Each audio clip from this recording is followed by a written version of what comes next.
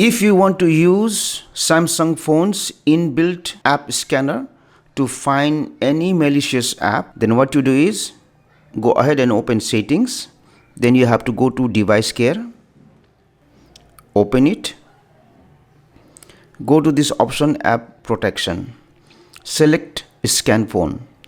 Now Samsung uses built-in McAfee antivirus program in order to scan all the applications that are present in your phone. So if there is any application with a virus, you will be notified. Now the scanning has been finished, and you can see in my case there are no threats found. Now after this, there is one important security settings that you have to enable so that your phone will not be attacked by malicious app, and that one is go to settings. Here you have to go to privacy and security,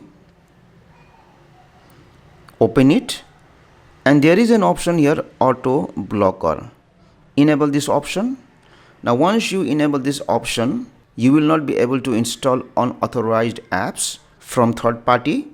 You have to install the app from Google Play Store, so your phone will be protected.